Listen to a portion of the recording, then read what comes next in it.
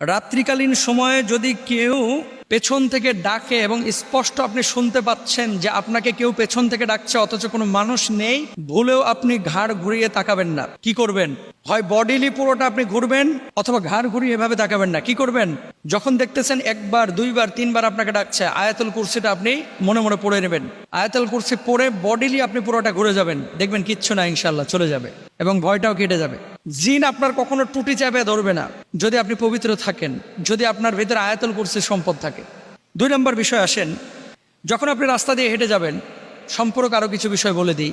যখন রাস্তা দিয়ে হেঁটে যাবেন অনেক সময় দেখবেন কখনো পেছন থেকে বিড়াল দৌড় মারতেছে অথচ বিড়াল এই সময় থাকার কথা না। কখন থেকে কুকুর আপনার পেছনে পেছনে দৌড়াচ্ছে অথচ কুকুর এই সময় রাস্তায় থাকার কথা না।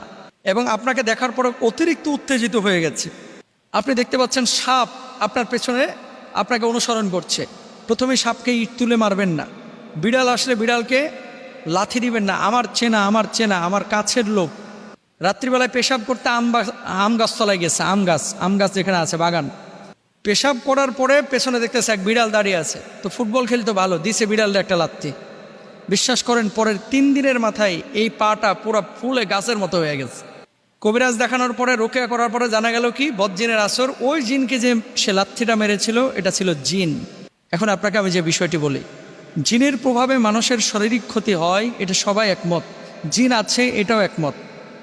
জিন 2টা সুরত ধারণ করতে খুব পছন্দ করে, একটা হচ্ছে বিড়ালের সুরত, আরেকটা হচ্ছে সাপের সুরত, মানে আকার আকৃতি।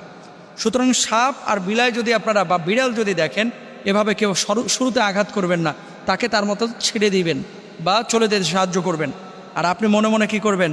আপনি মনে মনে আয়াতুল কুরসিটা পড়ে নেবেন, ইনশাল্লাহ আপনার কোনো ক্ষতি করতে পারবে না। তারপরে বাঁশঝাড়ের নিচ দিয়ে আপনি যাচ্ছেন, শব্দ হচ্ছে বিকট শব্দ। দিনের বেলায় কোনো শব্দ নয়, কিন্তু রাত্রিবেলায় বিকট শব্দ, কান্নার আওয়াজ। এমন এলাকা দিয়ে বা এমন একটি রাস্তা দিয়ে আপনি যাচ্ছেন যেখানে দিনের বেলায় গাছের ডালটা সোজা ছিল, কিন্তু রাত্রিবেলায় যখন আপনি হেঁটে যাচ্ছেন দেখতে পাচ্ছেন গাছের ডালটা বাঁকা হয়ে গেছে। যখন দেখবেন যে দিনের বেলায় সোজা ডাল ছিল, রাত্রিবেলায় ডাল বাঁকা হয়ে গেছে, সেই ডালের নিচ দিয়ে যাওয়ার চেষ্টা করবেন না। আর যদি একান্ত অন্য কোনো রাস্তা না পান, তাহলে কয়েকবার আল্লাহু আকবার, আল্লাহু আকবার, আল্লাহু আকবার বলে সশব্দে উচ্চারণ করবেন 3 বার। তারপরে আয়াতুল কুরসি পড়ে আপনি সেই গাছের নিচ দিয়ে যেতে পারেন। অনেক সময় দুষ্ট জুনেরা খেলাধুলা করে এবং এই সমস্ত কাজগুলো করে থাকে।